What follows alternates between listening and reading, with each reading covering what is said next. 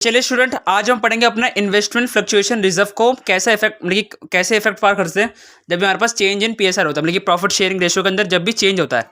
ठीक है, तो इन्वेस्टमेंट फ्लक्चुएशन रिजर्व होता क्या है, सबसे पहले हम वो देख लेते हैं। तो इन्वेस्टमेंट फ्लक्चुएशन रिजर्व मैं बताता हूँ आपको। जैसे कि हमने कुछ भी मार्केट में इन्वेस्ट करा अपने मनी, जैसे कि हम स्टॉक्स के अंदर शेयर्स के अंदर इन्वेस्ट करते हैं। ठीक है, तो मान लो कि मैंने ना 10,000 का या फिर मैंने 2 लाख की 2 लाख की इन्वेस्टमेंट करी कुछ शेयर्स के अंदर, कुछ शेयर्स या फिर कुछ बॉन्ड्स मैंने खरीद लिए। ठीक है, अब उसको मैंने तो खरीद लिया, खरीद के डाल दिया। ठीक है, उसके लिए ना मैंने क्या करा कि जब भी अगर इसके अंदर कुछ भी कमी होती है शेयर के अंदर या फिर कुछ भी बढ़ता है, अगर बढ़ेगा वो शेयर तो मेरा प्रॉफिट होगा, क्योंकि मैंने अगर 10,000 में खरीदा, 12,000 उसकी वैल्यू हो गई तो 2,000 का मेरा प्रॉफिट होगा। लेकिन अगर उसकी वैल्यू 8,000 हो जाती है, 7,000 हो जाती है, 5,000 हो जाती है, फिर 6,000 हो जाती है, तो मेरा वो लॉस हो जाएगा। अब उस लॉस से बचने के लिए मैंने क्या करा कि अपना हर साल ना जो प्रॉफिट में से कुछ अमाउंट मैंने निकाल के उसको रिजर्व में डाल दिया कि जब भी अगर इस शेयर की वैल्यू गिरेगी तो मैं उससे इस चीज़ को कंपनसेट कर लूँगा। समझ रहे हो, मैंने आपको कंपनसेट बताया था वर्कमैन कंपनसेशन रिजर्व के अंदर, जब मैंने वाली वीडियो डाली थी आपकी। ठीक है, तो उसके अंदर बताया कि कंपनसेशन हम देते क्यों और क्या क्या होता है उसके अंदर। ठीक है, तो सोचिए देखिए इसके अंदर ना कि मेरी मार्केट वैल्यू 2 लाख रुपए और वो जो शेयर मैंने जो खरीदा था वो हो गया अब 1,75,000 का, तो 25,000 का मेरा लॉस हो गया। अब उस इतने बड़े लॉस को अगर मैं दिखाऊंगा एक साथ बुक्स के अंदर तो वो काफ़ी बड़ा, ऐसा बोलते हैं ना कि बूंद बूंद से घड़ा भरता है। ठीक है, और एकदम से अगर मैं घड़ा भर दूं तो फिर वो लगेगा कि यार इतना सारा पानी हो गया, इतना सारा पानी खत्म हो गया मेरा, या फिर एक बूंद बूंद करते करते रहे। तो बूंद बूंद क्या है, हमारे पास कुछ भी जो भी प्रॉफिट है ना उसमें से जो हमने निकाल दिया, कुछ कुछ निकाल लिया अपना रिजर्वेशन वो रिजर्व के लिए। ठीक है, तो इन्वेस्टमेंट फ्लक्चुएशन रिजर्व के अंदर मेरे पास 5 केसेस है टोटल। 5 केसेस के अंदर ये पूरा खत्म कर देंगे, 5 की 5 एंट्री आपको मैं बताता हूँ। सबसे पहले केस नंबर 1 है। केस नंबर 1 क्या क्या है हमारे पास कि जो मार्केट वैल्यू है ना शेयर की या फिर जो भी इन्वेस्टमेंट है, शेयर नहीं बोलूँगा, शेयर मैंने सिर्फ एग्जाम्पल दिया था आपको। मार्केट वैल्यू है मेरे पास 2 लाख। ठीक है, और जो इन्वेस्टमेंट फ्लक्चुएशन रिजर्व मैंने बनाया, इन्वेस्टमेंट फ्लक्चुएशन रिजर्व है मेरे पास 25,000 का। ठीक है ना, उस और बैलेंस शीट है जो जो नई बैलेंस शीट जो मैंने बनाए रखी है कंपनी की। अब जो कोई पीएसआर के अंदर चेंज हुआ है तो बैलेंस शीट भी नहीं बनेगी, उसके अंदर सारे रिवैल्यूज होंगे, एसेट और लाइबिलिटीज वगैरह। ठीक है, रिवैल्यू लेकिन नई वैल्यू उनकी मार्केट के अंदर बुक्स के अंदर चढ़ाई जाएगी, जो भी मार्केट के अंदर है जो चल रही है। जैसे ये गाड़ी ली मैंने अपनी 8 लाख रुपए की। ठीक है, अब मैंने अपने बुक में लिख दिया कि 8 लाख रुपीज़ की मैंने अपनी गाड़ी ली, मेरा एसेट हुआ कार है जो मेरी 8 लाख की है, वो सालों से चली आ रही है मेरी बुक के अंदर। लेकिन जब मेरे पीएसआर चेंज होगा ना उसके अंदर मैं चेक करूंगा कि मेरी जो गाड़ी है वो गाड़ी के अंदर जब मैं उसको बेचने अगर उसकी मैं प्राइस लगाऊंगा तो वो कितने में जा रही है। अगर वो 4 लाख में जाएगी, 3 लाख में जाएगी, 2 लाख में जाएगी, तो फिर जो नई वैल्यू आएगी वो आएगी 2 लाख, 8 लाख नहीं आएगी, क्योंकि अब उसकी जो मार्केट में जो वैल्यू है वो है सिर्फ 2 लाख या 3 लाख या 4 लाख। ठीक है, तो जो नई बैलेंस शीट के अंदर जो उसकी इन्वेस्टमेंट की जो वैल्यू है वो कितनी है, वो भी है 2 लाख। अब देखो 2 लाख की मार्केट वैल्यू है और 2 लाख की मेरे पास बैलेंस शीट के अंदर बुक्स के अंदर उसकी वैल्यू है। ठीक है, तो अभी आईएफआर का मैं क्या करूंगा, इस आईएफआर को मैं बांट दूंगा अपने पार्टनर्स के अंदर। क्या आएगा इसके अंदर entry, investment fluctuation reserve account debit to partner capital account. कितना 25,000 और 25,000। अब देखो यहाँ पे मैंने जो पार्टनर कैपिटल अकाउंट लिखा है ना, इसका मतलब ये नहीं कि मैं सीधा अपनी एंट्री पास करूँगा पार्टनर कैपिटल अकाउंट को। मेरे पास यहाँ पे पार्टनर्स गिवन नहीं है। अगर मेरे पास गिवन होता पार्टनर ABC और उनका जो रेशियो होता वो होता 5-5-10 या फिर 5-10-10।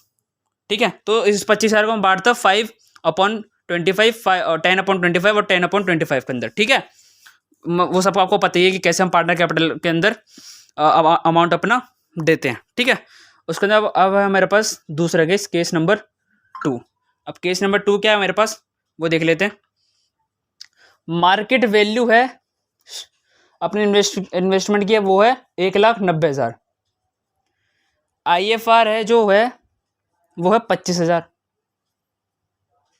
ठीक है, और जो न्यू बैलेंस शीट के अंदर जो मैंने वैल्यू लिख रखी है वो तो आ रही है मेरे पास डायरेक्ट 2 लाख रुपए। पीछे से ही, ठीक है। अब देखो 2 लाख रुपए मैंने लिख रखा अपने बैलेंस शीट में, लेकिन अगर मैं इस इन्वेस्टमेंट को बेचता हूँ तो मेरे पास मार्केट में कितना पैसा मिलेगा, वो मिलेगा सिर्फ 1,90,000। तो 10,000 का लॉस हो रहा है। अब इस 10,000 के जो 10,000 का लॉस है उसको हम कंपनसेट कर देंगे अपने IFR से। तो एंट्री के पास होगी IFR, इन्वेस्टमेंट फ्लक्चुएशन रिजर्व। मैं चलो पूरा लिख ही देता हूँ। Account debit to investment to partners capital account. अब देखो 25,000 का तो मेरे पास IFR है और 10,000 का मेरे पास जो वो है, जो इन्वेस्टमेंट की वैल्यू गिरी है 10,000 से, तो यहाँ पर तो इन्वेस्टमेंट को हम बढ़ा देंगे 10,000 से, ठीक है। और पार्टनर कैपिटल के अंदर कितना आएगा, इसमें अगर लेस करेंगे तो आएगा 15,000। तो इसमें आएगा 15,000 सिर्फ, ठीक है।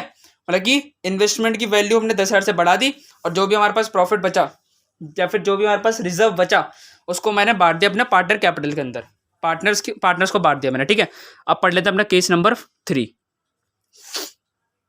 केस नंबर 3 क्या है मेरे पास, देख लेते हैं। मार्केट वैल्यू है मेरे पास 1,75,000, 1,75,000। जो न्यू बैलेंस शीट है कंपनी की उसके अंदर है 2 लाख और IFR है 25,000 का।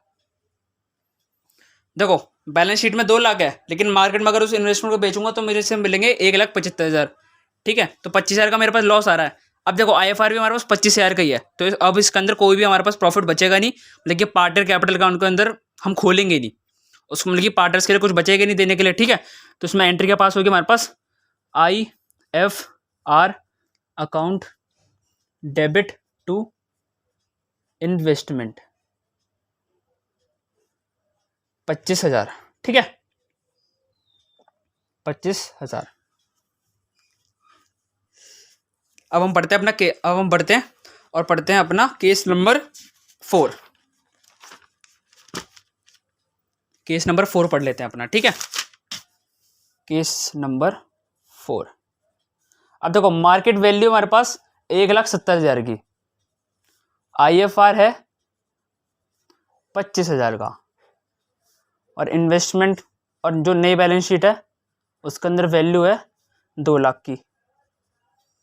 अब यहाँ पे देखो 2 लाख की वैल्यू है बैलेंस शीट के अंदर और मार्केट में अगर उसको बेचूंगा तो 1,70,000 मिलेंगे और 25,000 का मेरे पास सिर्फ रिजर्व है, मतलब कि अभी भी 5,000 का लॉस हो रहा है। 25,000 से अगर मैं इसको कॉम्पनसेट भी कर दूं तो भी हमारे पास 5,000 का लॉस बचेगा। तो उस केस में क्या करेंगे अपना IFR अकाउंट डेबिट कितना 25,000, इसको तो पूरा कर देंगे डेबिट, एक लाइन छोड़ के लिखेंगे टू इन्वेस्टमेंट। इन्वेस्टमेंट कितने से कम है 30,000 से, ठीक है। अब यहाँ पे करेंगे अपना रिवैल्यूएशन अकाउंट खोल देंगे, रिवैल्यूएशन में अपना लॉस दिखा देंगे। रिवैल्यूएशन अकाउंट डेबिट कितने से 5,000 से। अब बढ़ते हैं अपना केस नंबर 5 की ओर। केस नंबर 5 क्या कह रहा है हमारे पास, मार्केट वैल्यू है, अभी देख सकते हो देखो कम हो रही थी मार्केट वैल्यू, अब क्या मार्केट वैल्यू हो गई 2,10,000 और IFR है मेरे पास 25,000 का, ठीक है। नई बैलेंस शीट के अंदर जो इन्वेस्टमेंट है वो है सिर्फ 2 लाख की। इस केस में क्या होगा IFR अकाउंट डेबिट, ठीक है, टू पार्टनर कैपिटल अकाउंट कितना 25,000। अब यहीं पर खत्म नहीं हुआ, आगे भी है। पहली एंट्री तो ये हो गई, ठीक है। अब दूसरी एंट्री देखो 25,000 का जो रिजर्व था वो तो मैंने बांट दिया, अब मेरे पास जो मार्केट वैल्यू हो गई है शेयर की वो है 2,10,000 की, तो मतलब कि 10,000 का मेरे पास प्रॉफिट हो रहा है। इस प्रॉफिट को हम क्या करेंगे इन्वेस्टमेंट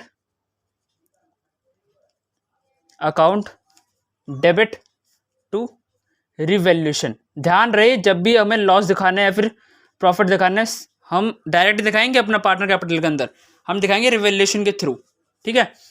तो कितने से है 10,000 से बढ़ गई, 10,000 से रिवैल्यूएशन अकाउंट क्रेडिट हो गया। अब यहाँ पर रिवैल्यूएशन अकाउंट फिर डेबिट कर देंगे और क्रेडिट कर देंगे हम लास्ट में अपने पार्टनर्स के कैपिटल अकाउंट के अंदर। तो 3 एंट्री पास होंगे इसके अंदर। ठीक है, 3 एंट्रीज पास होगी। अगर आपको डायरेक्ट करनी है तो आप डायरेक्ट भी कर सकते हैं, वरना आप प्रेफर करें कि आप अलग अलग करके लिखें, इसके अंदर मार्क्स आपको ज़्यादा मिलेंगे। ठीक है, बस इतना ही था इस वीडियो के अंदर। अब मिलेंगे आपको अगले टॉपिक के साथ।